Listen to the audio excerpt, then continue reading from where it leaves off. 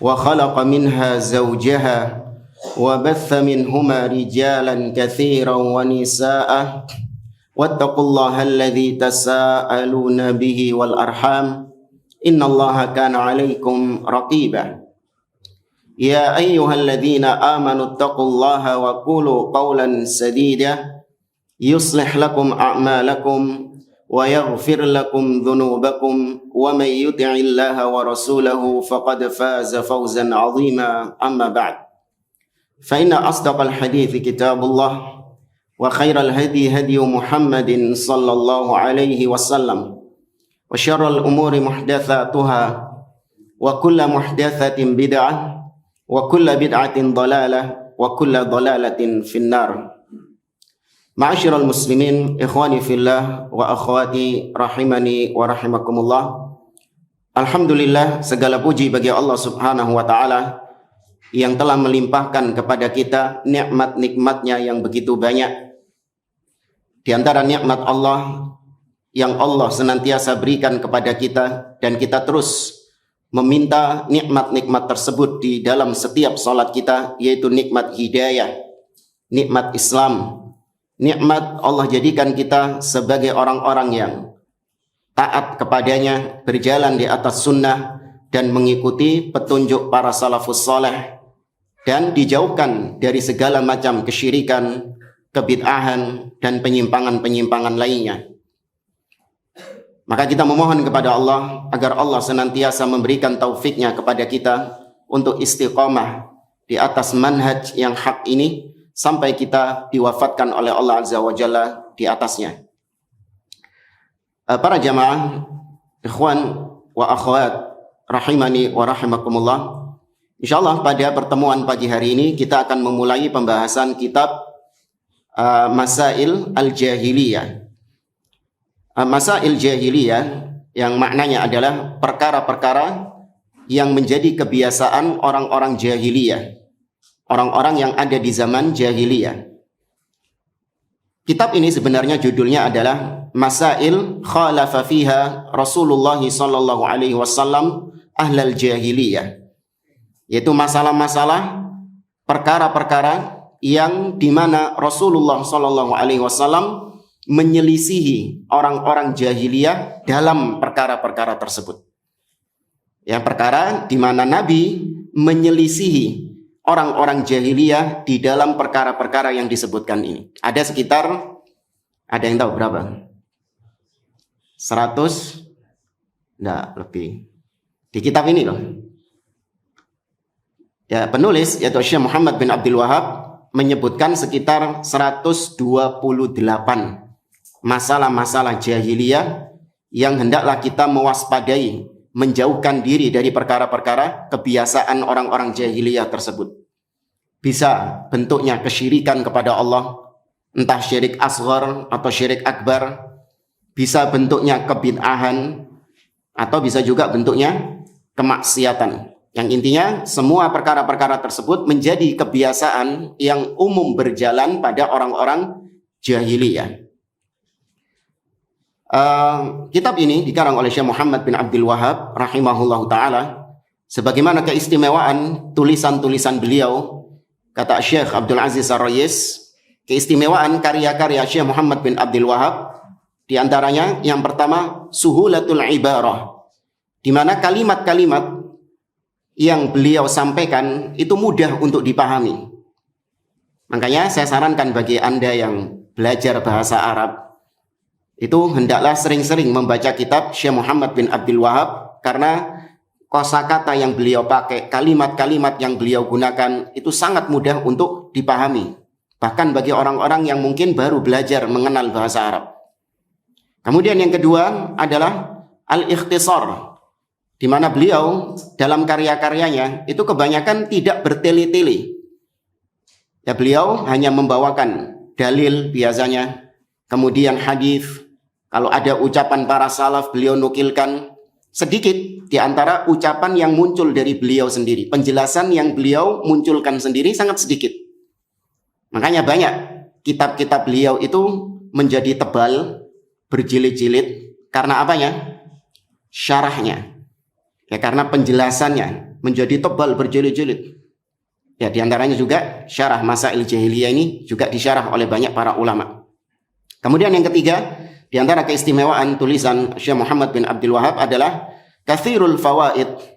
Meskipun singkat, meskipun ringkas tulisannya, namun banyak sekali faedah-faedah yang terkandung di dalamnya. Kitab Masail Jahiliyah ini, kalau antum perhatikan, juga banyak disyarah oleh para ulama-ulama setelahnya. Di antara syarah yang terkenal adalah syarah Syekh Ahmad Syakir Al-Alusi. Demikian juga kalau ulama-ulama kontemporer seperti Syekh Saleh Ibn Fauzan, dan ini yang ada di hadapan saya adalah syarahnya Syekh Saleh Ibn Fauzan. Kemudian juga Syekh Abdul Razak Ibn Abdul Muhsin Al-Abbad juga punya syarah Masail Jahiliyah. Dan juga Syekh Abdul Aziz Ar-Rayis hafizahullah ta'ala. Dan insyaallah kitab ini akan kita pelajari, tentu tidak menyeluruh ya, karena waktu kita juga hanya sebulan sekali. Insyaallah kita ringkaskan dari beberapa syarah yang ada. Tambahan lagi, Syekh Abdullah Ibn Muhammad Ad-Duwaish rahimahullahu ta'ala menambahkan sekitar 211 masalah jahiliyah. Beliau punya kitab namanya Az-Zawaid. Az-Zawaid Masail Al-Jahiliyah, tambahan dari kitab Masail Jahiliyah. Kalau di sini 128, Syekh Abdullah Ad-Duwaish menambahkan 211 Masail Jahiliyah. Berarti total berapa? 339. Ya, ini bukan pembatasan ya. Masail Jahiliyah, Anda rasa lebih daripada itu. Kita langsung saja baca. Saya harapkan mungkin antum bawa kitabnya, karena insya Allah banyak disebar di internet, PDF-nya minimal, untuk kita punya pegangan dalam mempelajari kitab Masail Jahiliyah. Berkata Syekhul Islam Muhammad bin Abdul Wahab At-Tamimi rahimahullahu ta'ala, kata beliau, hadhihi masailu khalafa fiha Rasulullah sallallahu alaihi wasallam ahlal jahiliyah al-kitabiyyin wal ummiyin. Kata beliau, inilah masalah-masalah atau perkara-perkara yang mana Rasulullah sallallahu alaihi wasallam menyelisihinya. Rasulullah menyelisihi ahlul jahiliyah dalam perkara-perkara berikut ini.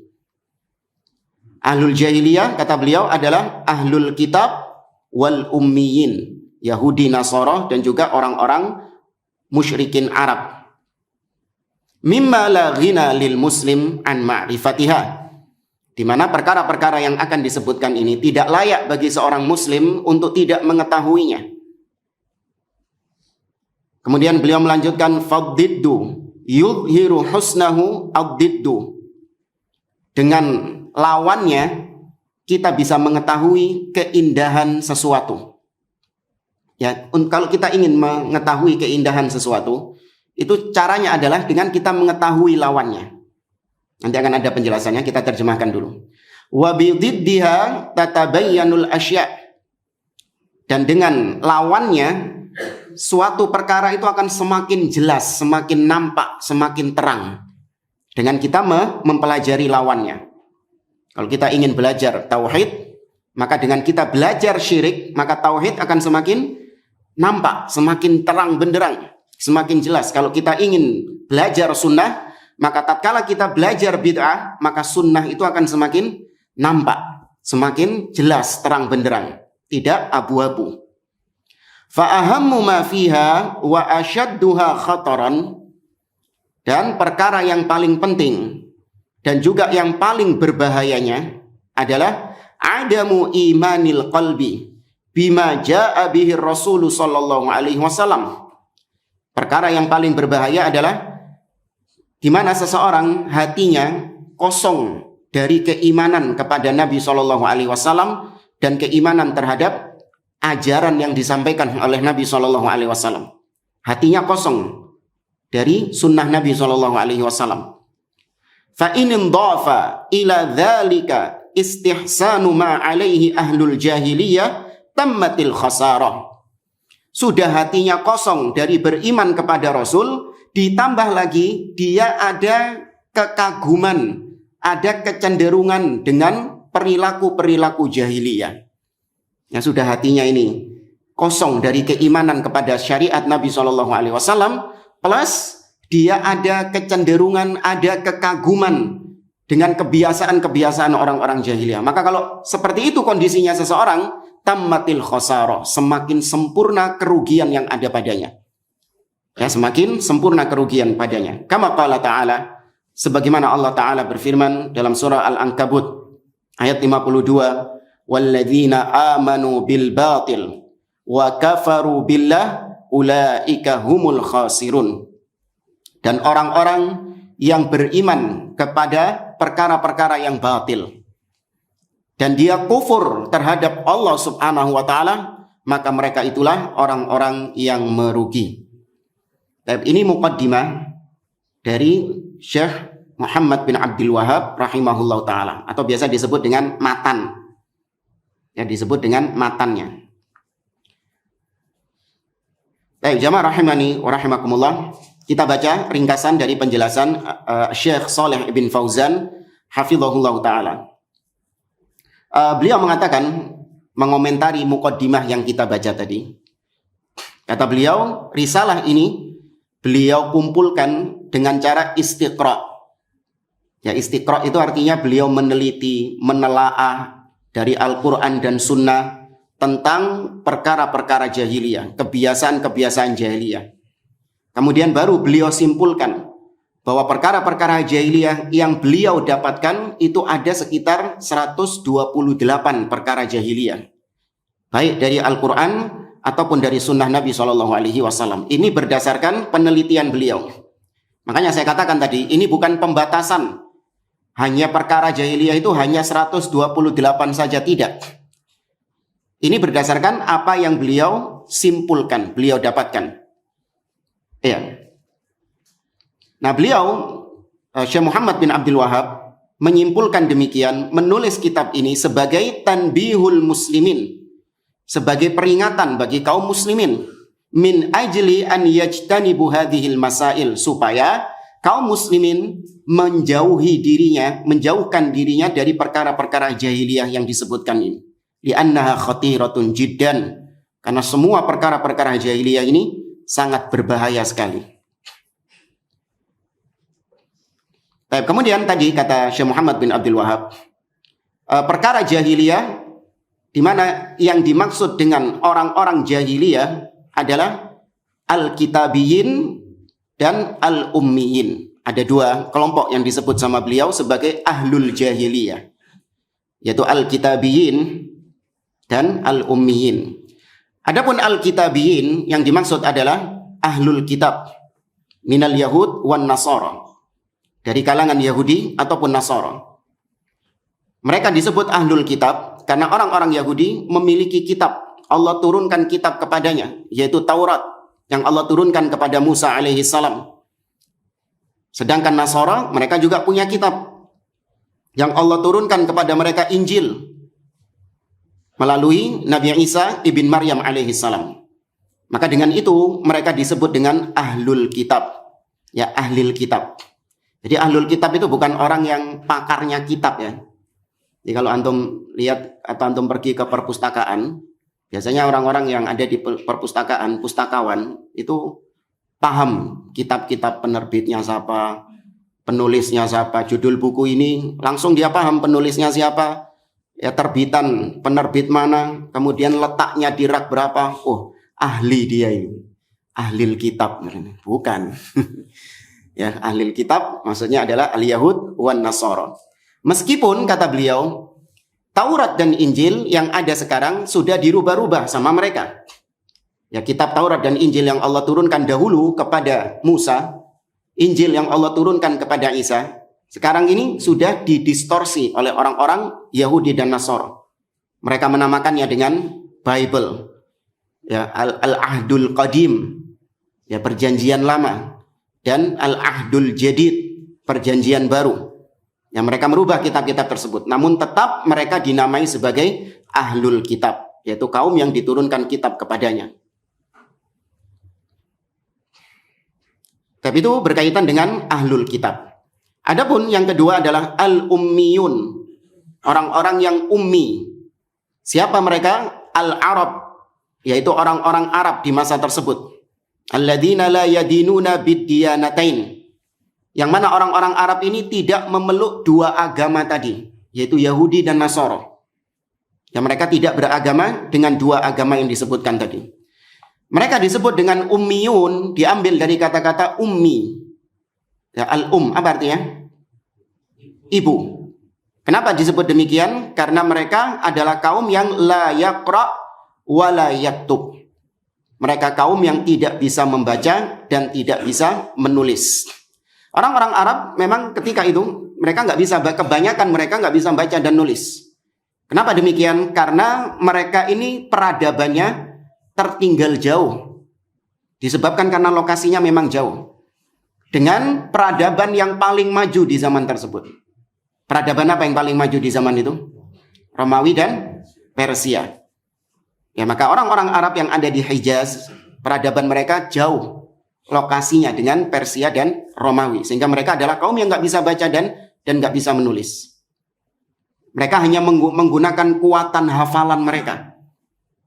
Dan mereka menggunakan kekuatan hafalan mereka. Nah, termasuk juga Nabi kita Muhammad SAW, beliau adalah seorang Nabi yang ummi. Gak bisa baca, gak bisa nulis. Allah tegaskan ini dalam banyak ayat di dalam Al-Quran. Seperti misalnya dalam surah Al-A'raf. Ayat yang ke-157. Allah Ta'ala berfirman, Alladzina yattabi'una ar-rasulan nabiyyal ummi, alladzi yajidunahu maktuban indahum fit Taurati wal Injil. Yaitu orang-orang yang mengikuti seorang rasul, seorang nabi yang ummi, nggak bisa baca, nggak bisa nulis. Yang mereka dapati namanya termaktub di dalam Taurat dan Injil.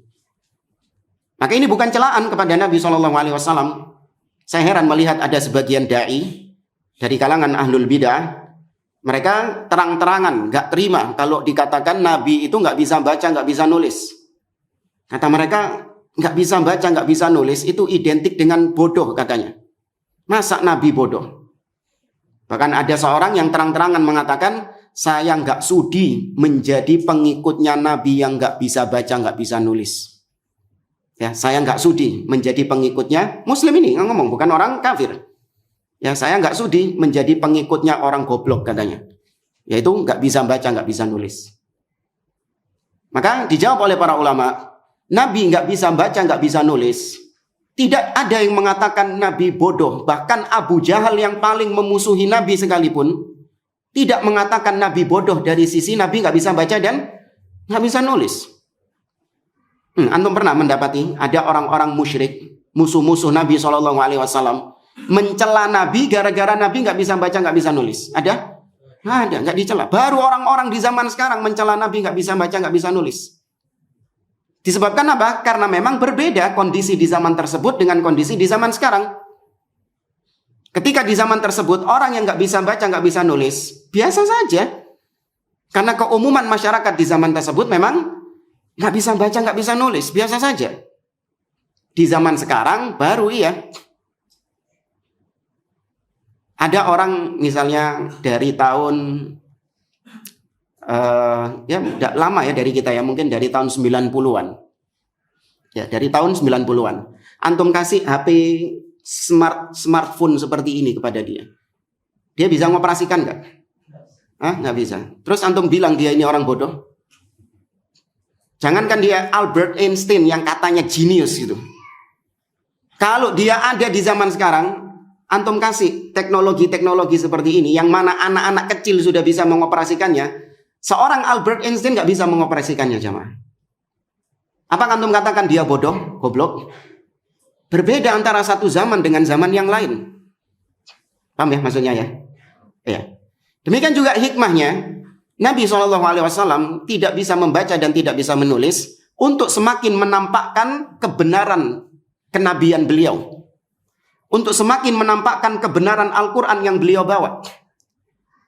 Seandainya Nabi itu bisa membaca dan bisa menulis, kemudian Nabi menyampaikan Al-Quran kepada mereka, maka pasti Nabi dituduh plagiat.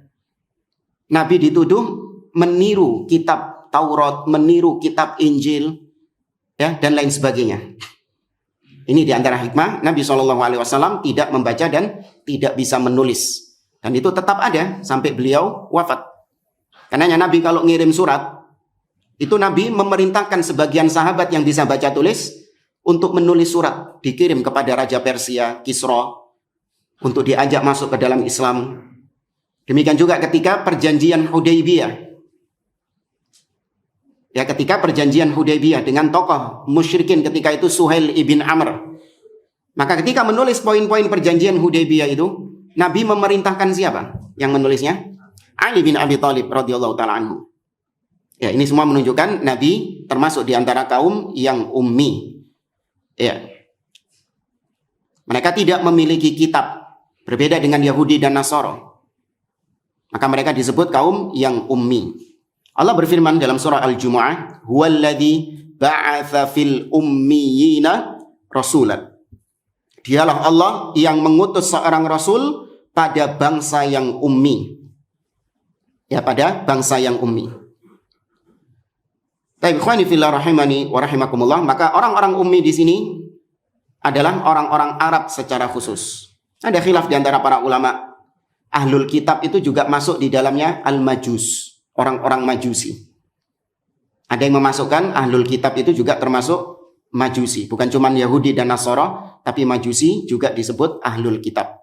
Karena menurut sebagian ulama mereka juga diturunkan kitab. Ya, ala kulli hal, intinya mereka semua tergabung dalam istilah apa? Ahlul jahiliyah. Baik Yahudi ataupun Nasara ataupun orang-orang kafir Arab, mereka semua disebut dengan ahlul jahiliyah dan mereka semua kafir. Ya, mereka semua kafir. Allah Ta'ala mengatakan, innal ladzina kafaru min ahlil kitabi wal musyrikina fi nari jahannam khalidina fiha ulaika hum syarrul bariyah. Allah sebut mereka itu kafir. Adapun al-jahiliyah, sering kita mendengar kata-kata al-jahiliyah, jahiliyah. Jahiliyah diambil dari kata-kata al-jahl, kebodohan, ketidaktahuan. Lawan katanya apa? Al-jahl, lawan katanya al-ilmu. Ya, kebodohan lawan katanya adalah pengetahuan, al-ilmu. Maka jahiliyah diambil dari kata-kata al-jahl, adamul ilmi.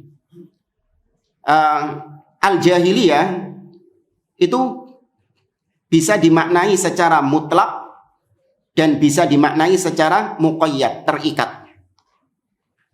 Ya, jahiliyah itu bisa berarti mutlak dan bisa berarti muqayyad, terikat.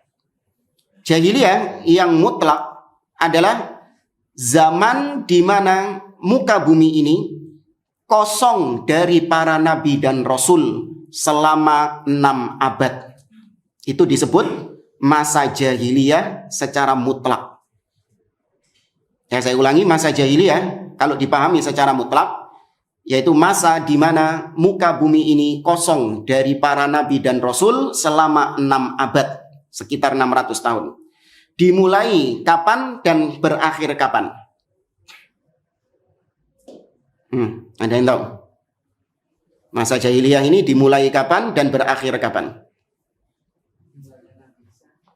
Nabi Isa belum meninggal, jamaah. Diangkatnya Nabi Isa alaihi salam sampai diutusnya Rasulullah Muhammad sallallahu alaihi wasallam. Itu jaraknya kata para ulama sekitar 6 abad lamanya.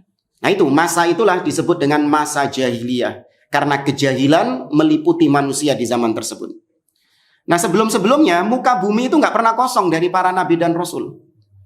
Silih berganti para nabi dan rasul diutus oleh Allah Subhanahu wa taala ke atas muka bumi ini. Allah Azza wa Jalla mengatakan dalam surah An-Nahl, "Wa laqad ba'atsna fi kulli ummatin rasula an ya'budullaha wajtanibut taghut." Sungguh kami telah mengutus pada setiap umat seorang rasul di mana mereka mengatakan sembahlah Allah dan jauhilah at-taghut. Ya, maka muka bumi ini senantiasa ada para nabi dan rasul yang diutus oleh Allah. Nabi SAW mengatakan, kanat banu Israel tasusuhumul anbiya. Bani Israel itu senantiasa diasuh oleh para nabi. Ya, diasuh artinya terus menerus Allah mengutus para nabi kepada mereka untuk membimbing mereka, menuntun mereka. Tidak terputus nabi tersebut. Nah, baru ketika Nabi Isa diangkat oleh Allah, tidak ada lagi nabi di atas muka bumi ini sampai diutusnya Nabi Muhammad SAW. Maka ini disebut masa jahiliyah, namun secara mutlak, secara umum. Maka kalau ada yang mengatakan seperti orang-orang Harokiyah, orang-orang Hizbiyah dari kalangan Ikhwanul Muslimin dan yang semisal dengannya, di mana mereka mengatakan bahwa kita sekarang hidup di zaman jahiliyah. Ini ucapan kufur sebenarnya. Karena menganggap diutusnya Nabi SAW itu belum menghilangkan status masa jahiliyah. Paham maksudnya jemaah ya? Status masa jahiliyah itu sudah berakhir ketika diutusnya Nabi SAW. Lah kok mereka mengatakan kita sekarang hidup di zaman jahiliyah? Ini nggak benar.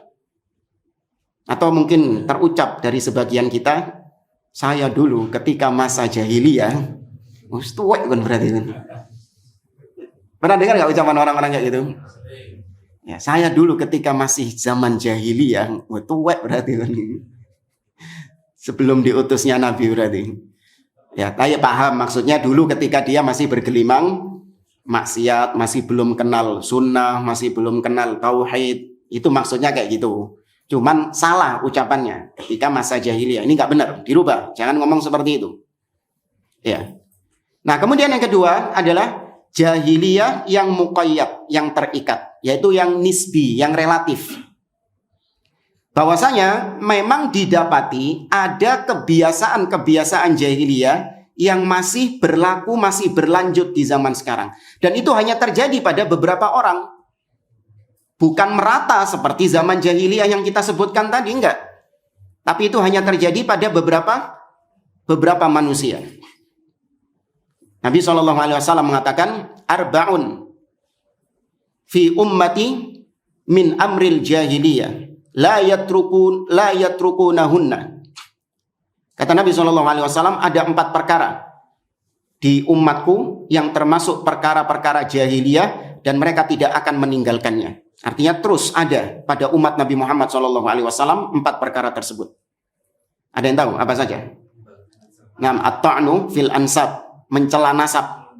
Kemudian yang kedua, wal fakhru bil ahsab, bangga dengan kedudukan. Yang ketiga, tadi, na'am, wan niyaha 'alal mayyit, meratapi mayit. Dan yang keempat, wal istisqa bin nujum, minta hujan kepada bintang-bintang. Ya, Nabi sebutkan itu tetap ada pada umat Nabi Muhammad SAW. Tapi itu hanya perkara-perkara yang relatif. Artinya terjadi pada sebagian orang, tidak menyeluruh seperti zaman jahiliyah. Nabi juga mengatakan kepada Abu Dzar Al-Ghifari, ketika Abu Dzar memanggil Bilal dengan sebutan ya ibnas sauda, wahai anaknya orang hitam. Ya, Bilal disebut seperti itu. Maka Nabi SAW mengatakan, innaka mru'un fika jahiliyah. Wahai Abu Dzar, kau ini adalah seseorang yang masih ada perbuatan-perbuatan jahiliyah pada dirimu. Nabi sebut perbuatannya jahiliyah. Ya, maka dari sini kata para ulama, kalimat-kalimat jahiliyah yang antum dapati di dalam Al-Quran ataupun di dalam hadis Nabi SAW itu tidak mesti konotasinya kekufuran.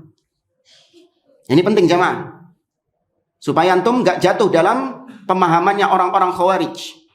Ketika nemu kalimat jahiliyah, berarti ini kekafiran, kekufuran, pelakunya berarti murtad, keluar dari Islam. Dari situ mereka mengkafirkan penguasa-penguasa yang tidak berhukum dengan hukum Allah. Karena Allah Azza wa Jalla mengatakan, afa hukmal jahiliyati yabghun. Apakah hukum-hukum jahiliyah yang dikehendaki sama mereka? Tuh, Allah sebut berhukum dengan selain hukum Allah, dengan hukum apa? Hukum jahiliyah. Allah sebut hukum jahiliyah. Apakah maknanya yang berhukum dengan hukum selain Allah itu kafir? Tidak. Tadi Abu Dzar dikatakan kau adalah orang yang masih ada perkara jahiliyah padamu. Apakah Nabi mengkafirkan Abu Dzar? Tidak. Ya, maka sekali lagi tidak mesti kata-kata jahiliyah itu konotasinya kekufuran. Ya, tapi kita sepakat kata-kata jahiliyah itu pasti konotasinya mazmum, perbuatan yang tercela. Itu kita sepakat. Ya, nggak ada kata-kata jahiliyah itu konotasinya positif, nggak ada. Pasti negatif, pasti perbuatan tercela. Entah itu terkadang kesyirikan, kekufuran, pelakunya keluar dari Islam, terkadang juga kebid'ahan, dan terkadang juga kemaksiatan. Ya. Ikhwani fillah rahimani wa rahimakumullah. Kembali kepada istilah jahiliyah, kata Syekh Shalih Fauzan, wal jahiliyah hiya allati laisa fiha rasul wa laisa fiha kitab.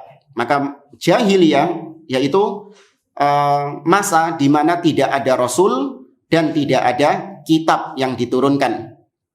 Wal muradu biha maka qabla bi'tsatin Nabi sallallahu alaihi wasallam.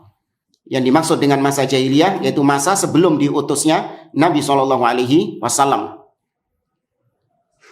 Allah berfirman dalam surah Al-Ahzab ayat yang ke-33, wa qarna fi buyutikunna wa la tabarrajna tabarrujal jahiliyatil ula.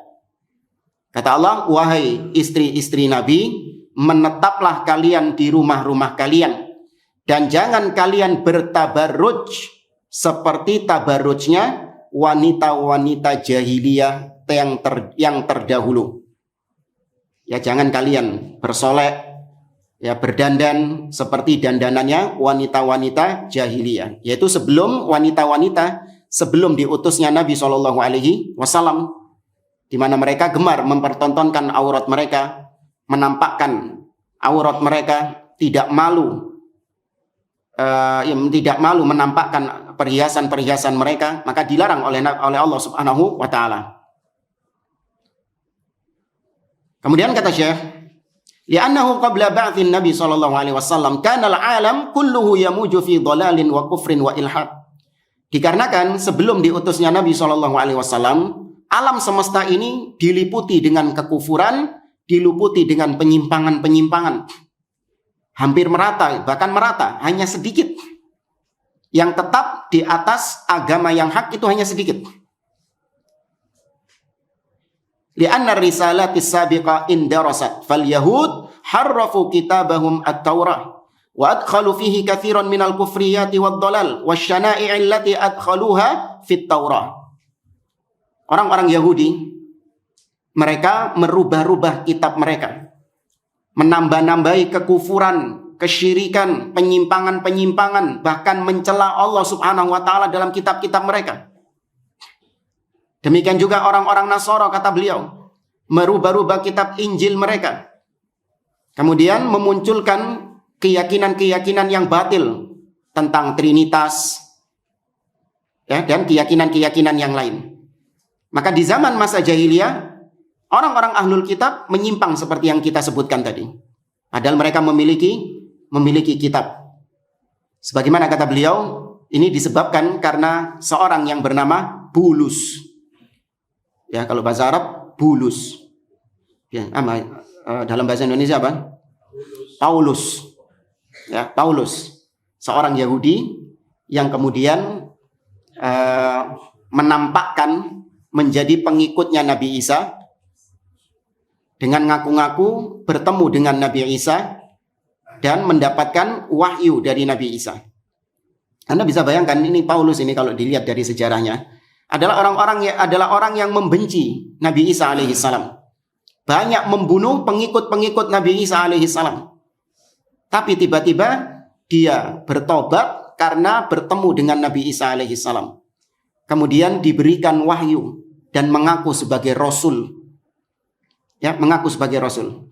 Baru di situ dimasukkan kekufuran-kekufuran, dipalingkan agama tauhid yang diajarkan oleh Nabi Isa, dipalingkan oleh Paulus ini menjadi Trinitas, Tuhan Bapa, Roh Kudus, ya, Putra, gitu. Ya, dipalingkan sama Paulus ini. Nah, memang ada sebagian ahlul kitab yang masih berpegang dengan ajaran asli dari kitab-kitab tersebut. Ada yang masih memegang ajaran asli Nabi Isa alaihissalam. Ini kita bicara zaman jahiliyah ya. Memang ada orang-orang yang masih memegang ajaran asli dari nabi-nabi tersebut, masih ada, tapi jumlahnya sedikit. Ya, Allah Azza wa Jalla, Nabi SAW mengatakan, Innallaha yanzuru ila ahlil ardi famaqatahum arabahum wa ajamahum illa baqaya min ahlil kitab. Sesungguhnya Allah tatkala melihat penduduk bumi ketika zaman jahiliyah, maka Allah murka kepada mereka semuanya. Kabeh dimurkai sama Allah Subhanahu wa taala. Baik yang bangsa Arab ataupun yang non-Arab. Ini masa jahiliyah, dimurkai semua sama Allah Subhanahu wa taala. Illa baqaya min ahlil kitab, kecuali sedikit orang-orang yang tersisa dari ahlul kitab yang masih memegang ajaran asli nabi mereka. Ada yang tahu siapa di antaranya? Waraqah ibn Naufal. Waraqah bin Salam, Abdullah bin Salam sudah zaman Nabi, ya, maksudnya ketika di fase Madinah. Nah, ini Waraqah bin Naufal itu Nabi yang ketika Nabi baru mendapatkan wahyu dari Allah Azza wa Jalla. Kan gitu kan kisahnya kan, habis dari Gua Hira pulang ke rumah sama Khadijah diajak ke Waraqah bin Naufal. Nah, Waraqah bin Naufal adalah seorang Nasrani yang masih mengikuti ajaran asli Nabi Isa alaihi assalam. Bukan Nasrani yang nyanyi-nyanyi di gereja, bukan. Ya, yang masih tauhid. Yang mana Nabi Isa alaihi salam menyeru kepada mereka, laqad kafara alladziina qalu innallaha wal masih ibnu maryam wa qala al-masihu ya qaumi i'budullaha rabbi wa rabbakum. Sembahlah Allah, Rabbku dan Rabb kalian. Itu agama yang diseru oleh Nabi Isa alaihi salam.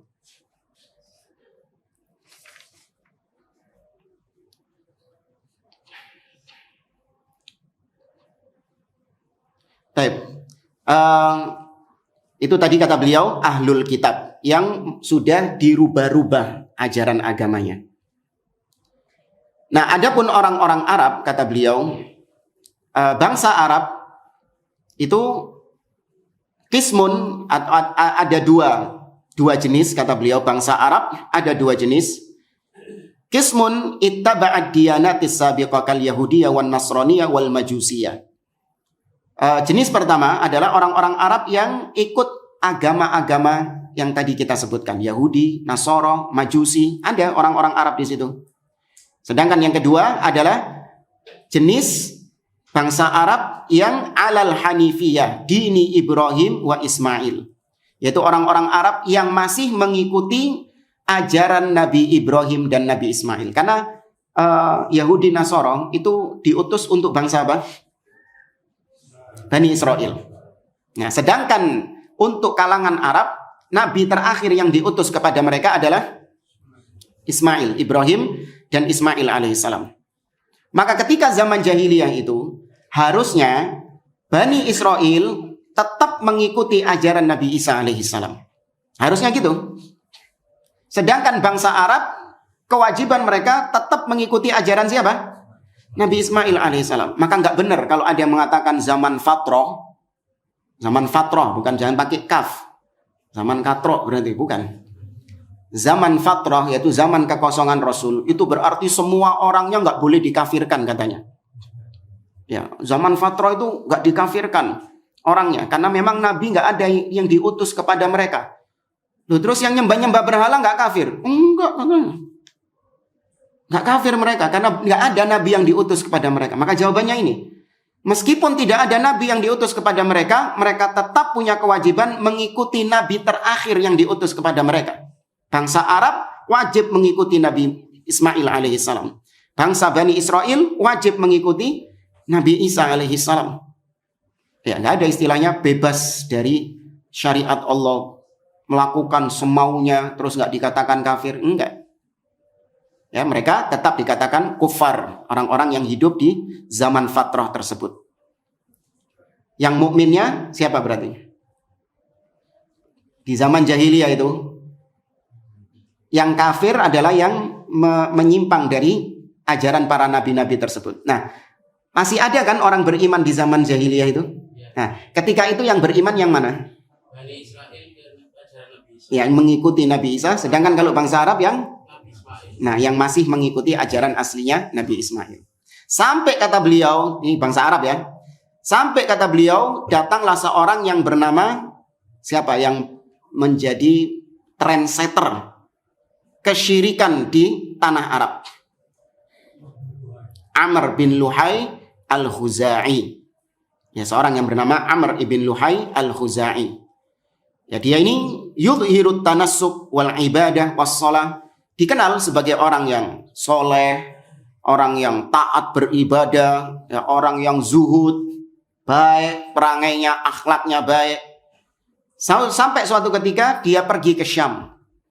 Didapati orang-orang Syam, mereka beribadah kepada Allah dengan cara melalui perantara berhala-berhala tersebut, berhala-berhala mereka. Maka orang-orang Amr bin Luhai menganggap bahwa ini adalah sebuah hal yang baik. Menganggap beribadah melalui berhala-berhala adalah perkara yang baik. Apalagi orang Syam ini adalah orang-orang yang memang mereka lebih dekat dengan para nabi dan rasul. Ya enggak? Nabi paling banyak dari mana? Dari Bani Israel. Nabi paling banyak turun di Syam. Maka enggak mungkin dong mereka salah. Gitu. Bisa tahu pola pikirnya Amr bin Luhai ini? Sama kayak orang-orang sekarang kan gitu. Dia kan doktor. Enggak mungkin salah dong. Gitu. Dia kan orang Arab. Ya, dia kan penduduk Mekah, dia kan penduduk Yaman, dia kan penduduk ini. Nggak mungkin salah dong. Jadi standar kebenaran diukur dari tempat tinggalnya dia. Apa itu standar kebenaran dalam agama? Standar kebenaran dalam agama apa? Allah, Allah Rasul. Apa yang Allah firmankan, apa yang Nabi sabdakan, bukan tempat tinggal seseorang, bukan gelar seseorang, bukan. Ya. Maka Amr bin Luhai menganggap, ini orang-orang Syam ini orang-orang yang baik. Ya, lurus agamanya. Para nabi banyak turun di sini. Kenapa enggak kita mengikuti mereka?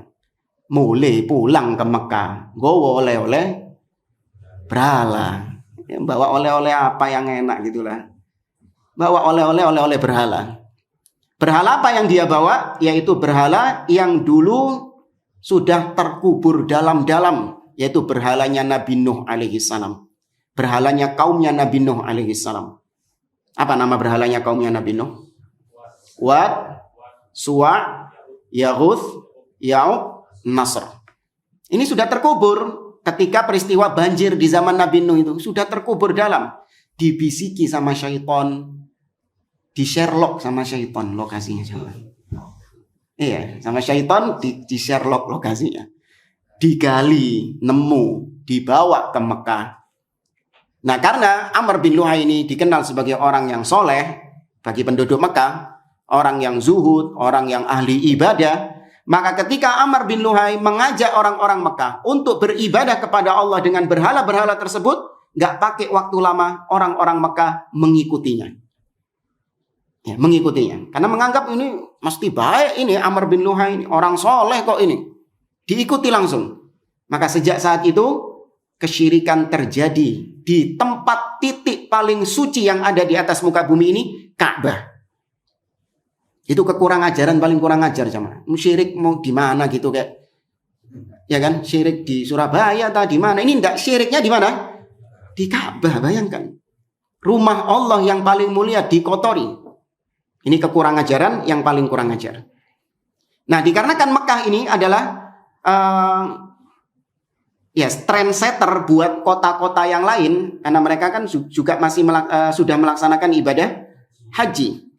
Nah, maka ketika datang musim haji, ada orang-orang dari negeri-negeri, dari kota-kota yang lain datang ke Mekah, ngelihat penduduk Mekah duwe model anyar, punya model baru dalam beribadah kepada Allah, melok pisan. Ikut mereka karena mereka menganggap orang Mekah ini ahlul khair. Orang Mekah ini orang-orang yang baik. Ya kan, ada Ka'bah di situ. Nah, akhirnya orang-orang tadi ketika selesai haji bawa berhala juga ke kaumnya, pulang bawa berhala juga ke kaumnya. Maka di situ kesyirikan menyebar. Ini Amr ibn Luhai yang kata Nabi SAW dalam hadis yang diriwayatkan oleh Imam Bukhari dan yang lainnya, Nabi bersabda, "Ra'aitu Amr ibn Luhai yajurru Ya juru qusbahu finnar. Aku melihat Amr ibn Luhai, yakni Nabi diberi wahyu oleh Allah, diberi vision, diberi penglihatan oleh Allah Subhanahu wa taala, yaitu gambaran bagaimana Amr bin Luhai, Nabi melihatnya menyeret-nyeret ususnya di neraka. Ya, menyeret-nyeret ususnya di neraka. Wa kana awwala man sayyabas sawaib, dialah yang pertama kali membawa kesyirikan di tanah Arab. Maka penduduk Makkah ketika itu atau bangsa Arab ketika itu terjatuh dalam kesyirikan di masa jahiliyah. Jamaah rahimani wa rahimakumullah. Ada banyak ayat-ayat dan dalil-dalil yang beliau sebutkan di sini yang menyebutkan jahiliyah. Beberapa tadi sudah kita sebutkan, wala tabarrujna tabarrujal jahiliyati al-ula. Jangan kalian bertabarruj seperti tabarrujnya orang-orang jahiliyah terdahulu. Demikian juga firman Allah tadi, afa hukmal jahiliyati yabghun. Apakah hukum jahiliyah yang mereka kehendaki? Wa man ahsanu minallahi hukma. Padahal siapakah hukum yang lebih baik daripada hukum Allah Subhanahu wa taala? Demikian juga Allah Azza wa Jalla mengatakan, idja'alal ladzina kafaru fi qulubihimul hamiyatal jahiliyah. Yakni ketika orang-orang kafir menjadikan dalam hati-hati mereka fanatik. Ya, hamiyah, fanatisme jahiliyah. Adapun di dalam hadis Nabi SAW juga banyak menyebutkan jahiliyah. Seperti tadi kepada Abu Dzar. Ya, Nabi mengatakan innaka mru'un fika jahiliyah. Sesungguhnya engkau adalah seseorang yang punya perangai jahiliyah. Kemudian juga Nabi SAW mengatakan kepada sebagian sahabat, ini ada kisah. Jadi suatu ketika sebagian sahabat Muhajirin dan Ansor, mereka itu saling berdorong-dorongan. Sehingga Muhajirin kena Ansor, Ansornya kena Muhajirin. Nyenggol istilahnya. Ya, ketika dalam suatu perjalanan. Maka tatkala itu ada seorang yang mengatakan, ya lal Muhajirin. Wahai orang-orang Muhajirin, aku disenggol. Yang Ansor juga mau ngomong itu, ya lal Ansor. Wahai orang-orang Ansor, aku disenggol tadi. Nah ini seruan-seruan seperti ini, yaitu mereka ingin membedakan antara Muhajirin dan Ansor. Padahal kalimat Muhajirin dan Ansor itu kalimat yang syar'i enggak? Kalimat yang syar'i. Allah sebutkan Muhajirin dan Ansor. Was-sabiqunal awwalun minal muhajirin wal ansar walladzina tabauhum bi ihsan, dalam surah At-Taubah ayat yang ke-100. Namun ketika digunakan oleh para sahabat untuk memecah belah kaum muslimin, untuk mengkotak-kotakkan kaum muslimin, maka Nabi marah. Nabi marah seraya mengatakan, abida'wal jahiliyah wa ana baina adhurikum. Apakah dengan seruan-seruan jahiliyah seperti itu, wahai para sahabat, sedangkan aku masih ada di tengah-tengah kalian? Ya, Nabi gak ridho dengan seruan-seruan jahiliyah. Karena kaum muslimin itu satu kesatuan. Tidak dibeda-bedakan, tidak boleh dikotak-kotakkan dengan hal tersebut. Ya, maka Nabi marah. Kemudian juga dalam hadis yang lain, Nabi SAW mengatakan, man mata wa laysa fi unuqihi bai'ah mata mitatan jahiliyah. Barang siapa yang mati sedangkan dia tidak memiliki bai'at di punggungnya, di pundaknya. Ini tentang orang-orang Khawarij yang mereka memberontak kepada pemimpin, tidak menganggap pemimpin yang ada sebagai penguasanya, sebagai pemimpinnya yang harus ditaati. Maka kemudian kalau dia mati, maka matinya itu seperti matinya orang-orang jahiliyah. Apakah yang dimaksud Nabi mati kafir? Apa yang dimaksud jahiliyah berarti di sini? Ya, kondisinya itu seperti orang-orang jahiliyah. Di mana orang-orang jahiliyah di zaman Nabi SAW, bangsa Arab ini, mereka nggak punya pemimpin. Coba ada yang tahu siapa pemimpin Mekah di zaman Nabi SAW? Abu Jahal bukan loh ya. Yang istilahnya raja. Kalau Romawi ada pemimpinnya, rajanya Kaisar. Kalau Persia Kisra. Ya, kalau Habasyah An-Najasyi. Mesir Muqawqis, ada pemimpinnya. Tapi kalau di Hijaz, Mekah, Madinah dan sekitarnya, siapa rajanya?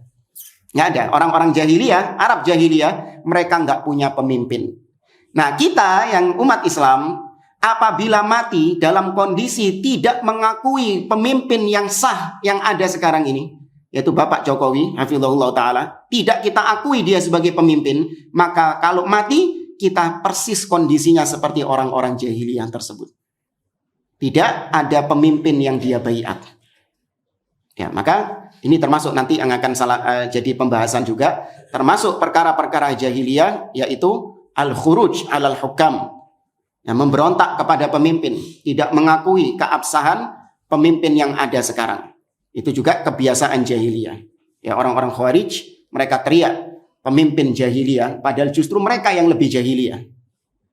Ya, mereka menuduh pemimpin yang ada sekarang jahiliyah karena tidak berhukum dengan hukum Allah. Maka kita bantah, kalian lebih jahiliyah.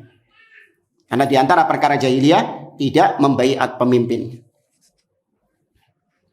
Tafal hasil kata Syekh, umurun jahiliyah anna umural jahiliyah kullaha madhmumah. Ya, kesimpulannya semua perkara-perkara jahiliyah itu tercela.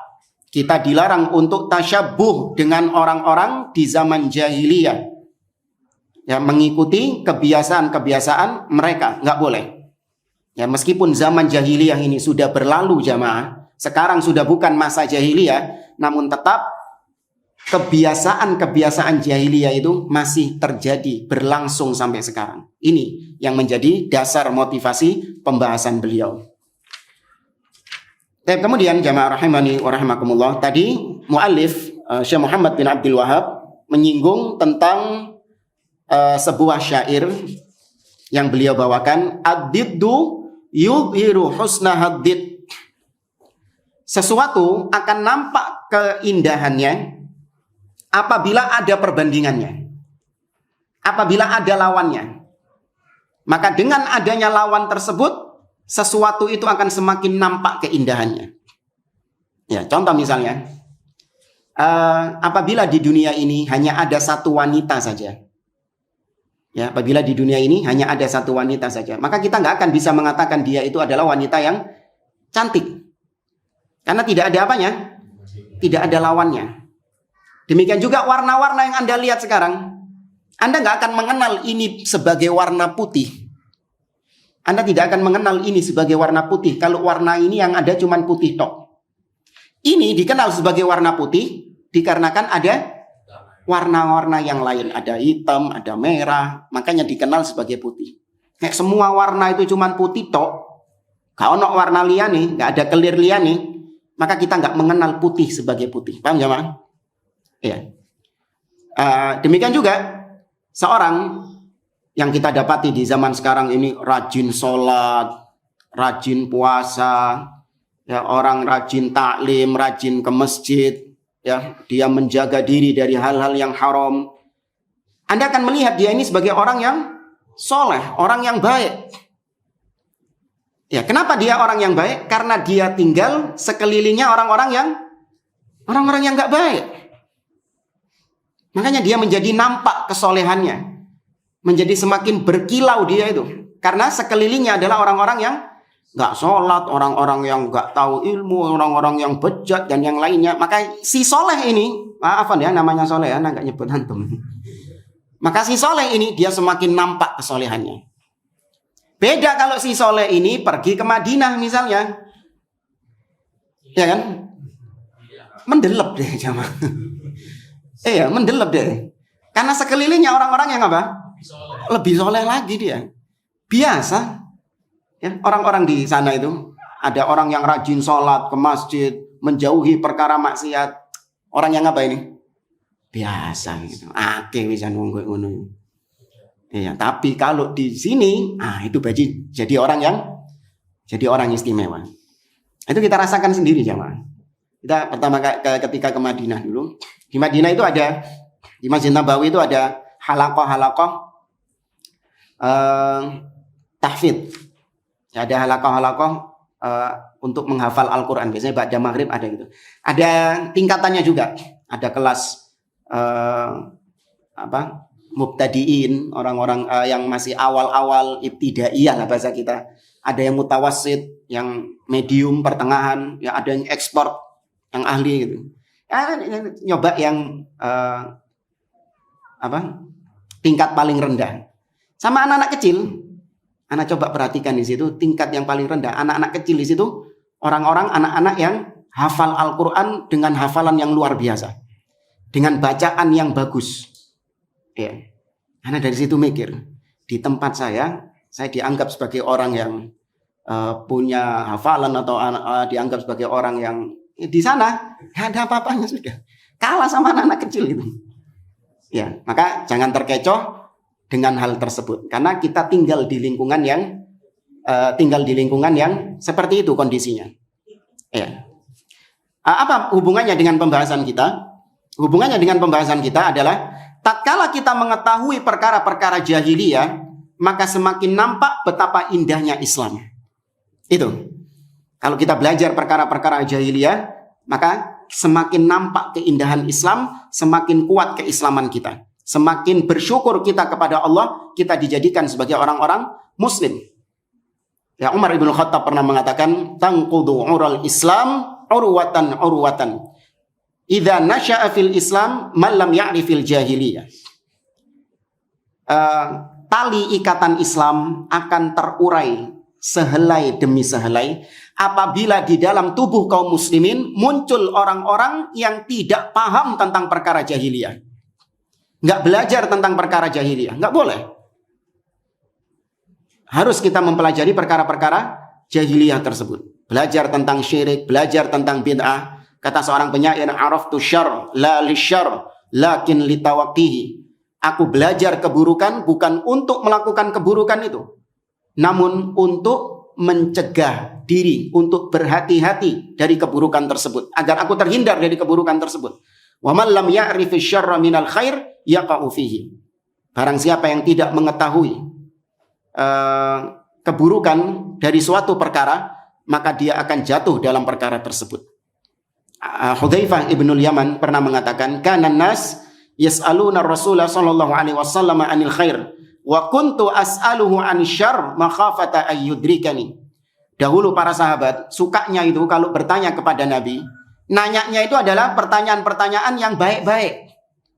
Tapi aku, kata Nabi, kata Hudzaifah, aku seringnya tanya kepada Nabi tentang perkara-perkara yang jelek. Ya, untuk supaya jangan sampai aku termasuk di antara orang-orang yang berbuat kejelekan tersebut. Ya. Baik, jamaah rahimani wa rahimakumullah. Ini di antara mukaddimah yang beliau sampaikan. Mungkin insyaallah pada pertemuan berikutnya kita masuk ke al-mas'alatul ula. Masalah yang pertama yaitu du'aul auliya was salihin. Di antara kebiasaan jahiliyah adalah minta-minta kepada kuburan orang-orang soleh dan wali-wali.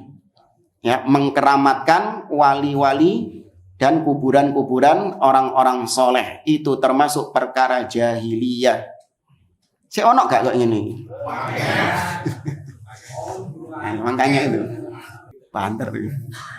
Ikhwani fillah rahimani wa rahimakumullah. Mungkin ada sisa waktu. Kalau ada yang mau ditanyakan, tafadhol. Alhamdulillah nggak ada yang mau tanya. Kalau nggak ada jangan diada-adakan.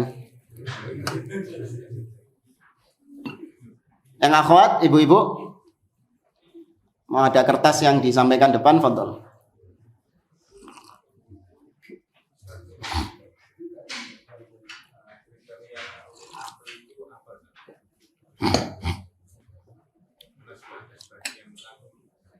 Nah, apa kriterianya seorang disebut dengan ulil amri? Ini kembali dalam ayat surah An-Nisa, ya ayyuhalladzina amanu athi'ullaha wa athi'ur rasul wa ulil amri minkum. Wahai orang-orang yang beriman, taatilah Allah, taatilah Rasul dan ulil amri di antara kalian. Ulil amr maknanya adalah yang memiliki amr. Ya, amr artinya adalah perintah. Ya, yang memiliki kuasa. Ditafsirkan juga oleh sebagian ulama seperti Syekh Abdul Malik Ramadhani, alladzi yamlikul juyush, yaitu seorang yang memang memiliki kekuasaan di mana militer ada di barisannya dia. persenjataan ada di barisannya dia. Dengan kekuatan yang dia miliki, dia perintahkan rakyatnya untuk berbuat sesuai dengan apa yang dia perintahkan. Itu waliul amr, ulil amri. Nah, ulil amri seperti ini, ada yang muslim, ada yang kafir. Ya, ada yang muslim dan ada yang kafir. Yang kita taati, yang kita baiat, di mana kita wajib mendengar dan taat kepadanya, itu hanya ulil amri yang muslim. Karena Allah ikatkan firman-Nya dengan wa ulil amri minkum, dari kalian. Kalian di sini kembali kepada panggilan Allah yang pertama. Ya ayyuhalladzina amanu, wahai orang-orang yang beriman. Maka tidak dikatakan ulil amri apabila dia dari kalangan kafirin. Ya, namun meskipun tidak dikatakan ulil amri dari kalangan kafirin, bukan berarti maknanya kalau ada seorang kafir memimpin suatu negeri dan muslim hidup di negeri tersebut, bukan berarti dia semena-mena langsung memberontak, ya, langsung melengsarkannya. Enggak. Memang harus dilengserkan, tapi tetap menimbang maslahat dan mudarat. Tetap menimbang kekuatan kaum muslimin dengan pemimpin kafir tersebut. Apabila pemimpin kafir tersebut ketika digulingkan, ketika dilengserkan, tidak menimbulkan kemudaratan yang lebih besar, maka dilengserkan. Ya, kayak misalnya ada seorang pemimpin kafir yang dia sudah nggak ada dukungan sama sekali. Ya, militer sudah nggak berpihak sama dia, sudah nggak punya kekuatan sama sekali. Ini kalau dilengserkan, kira-kira menimbulkan pertumpahan darah nggak? Hah? Nggak menimbul, disebul tok wis lengser kesan. Maka yang seperti ini dilengserkan. Tapi kalau pemimpin kafir ini masih punya kekuatan yang besar, militer masih ada di barisannya, sedangkan kaum muslimin yang melengserkan cuman segelintir orang. Wandu ini mek ketapel. Pemimpinnya kafir ini punyanya apa? Tank, ya, punya jet tempur, punya persenjataan lengkap. Ini yang muslim ini nggak punya apa-apa. Maka kalau dipaksakan untuk dilengserkan, apa yang terjadi? Pertumpahan darah. Maka nggak boleh, haram. Ya, tetap bersabar dengan kondisi seperti itu, meskipun kita tidak mengakui kepemimpinannya. Artinya kalau kita nggak menjalankan perintahnya, kita nggak dosa, jemaah. Kalau pemimpinnya kafir itu, meskipun kita sabar di bawah kepemimpinannya, kita nggak memberontak, maka kalau kita nggak menjalankan perintahnya, kita nggak berdosa. Beda kalau pemimpin muslim. Kalau pemimpin muslim, kalau kita tidak menjalankan perintahnya, bukan yang maksiat ya. Kalau kita tidak menjalankan perintahnya, selama itu bukan kemaksiatan, maka berdosa. Berdosa. Karena Allah perintahkan, ati'ullah wa ati'ur rasul wa ulil amri minkum. Taat kepada pemimpin, perintah dari Allah Azza wa Jalla. Ya, wallahu a'lam.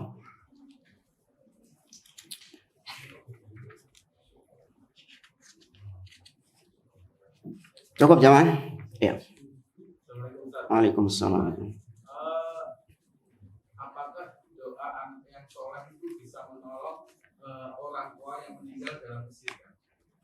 Ya, ketika seorang mati di atas kekafiran, maka tidak ada sesuatu yang bisa menyelamatkan dia dari azab Allah Subhanahu wa taala. Allah mengatakan, "Innallaha la yaghfiru ay yushraka bihi wa yaghfiru ma duna dzalika liman yasha." Sesungguhnya Allah tidak akan mengampuni seorang yang mati dalam kondisi dia menyekutukannya. Dan Allah masih mungkin mengampuni dosa-dosa lain yang levelnya di bawah kesyirikan. Orang mati dalam kondisi belum tobat dari zina, tapi muslim. Orang mati dalam kondisi dia bertobat, belum bertobat dari riba, masih muslim. Maka yang seperti ini masih ada peluang untuk diampuni. Tapi kalau dia mati dalam kondisi kafir, maka tidak ada peluang untuk diampuni. Meskipun yang mendoakan adalah anak-anaknya. Dan bahkan dilarang kita mendoakannya. Ya, orang yang mati dalam kondisi kafir, kita tidak boleh mendoakannya. Allah Azza wa Jalla mengatakan dalam surah At-Taubah, tidak pantas bagi seorang nabi dan juga bagi orang-orang yang beriman, ayastaghfiru lil musyrikin walau kanu uli qurba min ba'di ma tabayyana lahum annahum ashabul jahim. Tidak pantas bagi nabi dan orang-orang beriman untuk memintakan ampun kepada Allah bagi orang-orang musyrikin. Walau kanu uli qurba, meskipun dia adalah karib kerabatnya, nggak boleh dimintakan ampun. Ya, kalau kita nggak tahu dia masuk Islam, mati dalam kondisi kafir, maka ya sudah, nggak boleh Sholati nggak boleh dimintakan ampun, ya nggak boleh dikuburkan di pekuburan kaum muslimin. Tapi kalau kita ditanya dia ini apakah masuk neraka ataukah nanti dia masuk surga, maka katakan wallahu a'lam. Kalau urusan surga dan neraka, maka katakan wallahu a'lam, kita nggak tahu. Ini kalau individu ya. Kalau secara individu, tapi kalau secara umum kita yakin orang kafir masuk mana? Masuk neraka, nggak boleh ragu itu. Tapi individu fulan, si alan, si A, si B, si C, ketika mati kita tunaikan dia sebagai jenazah orang kafir. Jangan didoakan, jangan disolati, jangan dikuburkan di kuburan muslim dan yang lainnya. Tapi kalau ditanya di akhirat dia ditempatkan di mana? Wallahu a'lam. Ya, karena bisa jadi dia yang kafir ini sebelum matinya dia sudah bertobat kepada Allah. Dia sudah masuk Islam dan tidak ada yang mengetahui keislamannya kecuali dia dan Allah Azza wa Jalla. Keluarganya nggak tahu, apa maneh kene tonggoe. Ya, lebih nggak tahu lagi. Dan Allah Maha menerima taubat. Ya, seperti siapa yang mati tapi dalam kondisi dia menyembunyikan keislamannya? An-Najasyi. Ya, seandainya Allah nggak ngasih tahu Nabi SAW, maka Nabi tidak mengetahui kalau Najasyi ini mati dalam kondisi muslim. Allah beritahukan sehingga Nabi kemudian melaksanakan sholat gaib untuk An-Najasyi. Nah, wallahu a'lam. Pertanyaan, apakah betul Fir'aun itu pada saat mau ajal meninggal itu sempat bertobat dan mengakui Tuhan itu Allah? Ya, itu Allah sebutkan dalam surah Yunus. Falamma adrakahul gharq qala amantu annahu la ilaha illa alladhi amanat bihi banu Israil wa ana minal muslimin. Kata Allah, dan ketika Fir'aun tenggelam, ya ditenggelamkan, maka Fir'aun mengatakan, aku beriman kepada, aku mengimani bahwasanya tidak ada sesembahan yang berhak untuk disembah kecuali sesembahannya Bani Israel. Kata para ulama, ucapan ini tidak sah sebagai bentuk keimanannya Fir'aun. Disebabkan Fir'aun mengucapkannya dalam kondisi sesaat ketika dia sakaratul maut. Orang yang baru bertobat ketika sakaratul maut tidak diterima tobatnya. Innallaha yaqbalu taubatal abdi ma lam yughargir, kata Nabi. Sesungguhnya Allah masih menerima taubat seorang hamba sepanjang nyawa masih belum sampai kerongkongan. Masih diterima sama Allah. Tapi Fir'aun mengucapkan hal tersebut ketika dalam kondisi sakarat. Ya, maka nggak diterima keimanannya. Kemudian yang kedua, kalau antum perhatikan ucapannya, dia tidak secara terang benderang mengucapkan Allah sebagai sesembahan. Aku beriman bahwasanya tidak ada yang berhak disembah kecuali sesembahannya Bani Israel. Tuh. Ya, kecuali sesembahannya Bani Israel. Maka Fir'aun tetap kafir, tetap kita pastikan dia di neraka. Allah mengatakan an-naru yu'raduna 'alaiha ghuduwan wa 'ashiyya wa yauma taqumus sa'ah adkhilu ala fir'auna asyaddal 'adzab. Neraka ditampakkan pagi dan petang, dan pada hari kiamat Allah katakan masukkan Fir'aun dan pengikut-pengikutnya ke dalam siksa yang pedih. Ya, maka Fir'aun kafir. Sebagian orang diantaranya kalau nggak salah dalam kitab Fususul Hikam, ya kitab Fususul Hikam Ibnu Arabi, dia mengatakan bahwa Fir'aun itu mati dalam kondisi muslim. Ya, orang-orang filsafat, ya, orang-orang sufi yang ekstrim, mereka mengatakan Fir'aun mati dalam kondisi muslim. Di antaranya berdasarkan ayat tadi dalam surat Yunus itu. Maka enggak, Fir'aun mati dalam kondisi kafir, dipastikan dia di neraka. Wallahu a'lam bishawab. Kita akhiri majelis kita. Subhanakallahumma wa bihamdik, asyhadu an la ilaha illa anta astaghfiruka wa atubu ilaik. Assalamualaikum warahmatullahi wabarakatuh.